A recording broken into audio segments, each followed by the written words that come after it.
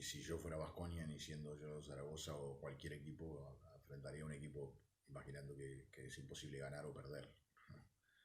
Eh, Aparte nosotros no estamos como para andar eligiendo rivales.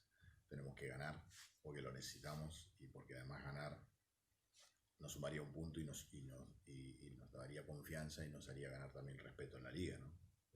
Yo creo que nosotros tenemos con qué hacerlo. Es un gran equipo, no hay ninguna duda. Utiliza muy bien su energía, es grande, físico,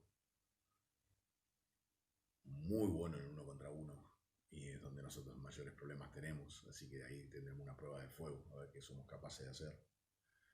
Obviamente que no podemos tirarle solo la responsabilidad a los jugadores de que defiendan uno contra uno. No estoy diciendo eso cuando hablo de que tenemos problemas uno contra uno.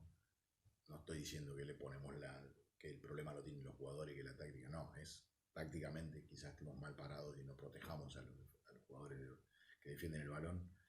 Tenemos que hacerlo bien.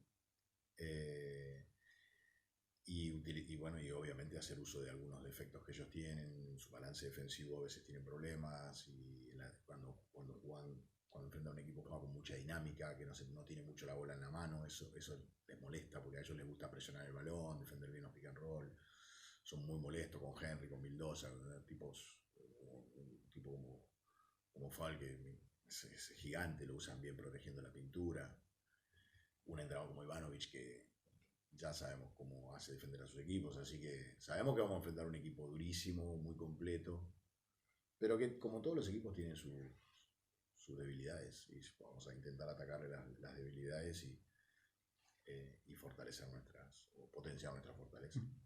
Es un placer para mí enfrentarlo. Lucas es un jugador, bueno, nada, de una calidad exquisita, un talento tremendo, guapo también, o sea, no guapo de lindo como es acá, guapo de garra, ¿no? Le gusta tomar tiros importantes, es un jugador con una mentalidad ganadora. Pero como lo quiero tanto, como persona, es un encanto de persona, es un caballero, es un niño joven, pero a la vez la vida de Trotamundo lo ha madurado mucho, muy rápido, y nada, le deseo lo mejor, solo que pierda, pero a él le deseo lo mejor.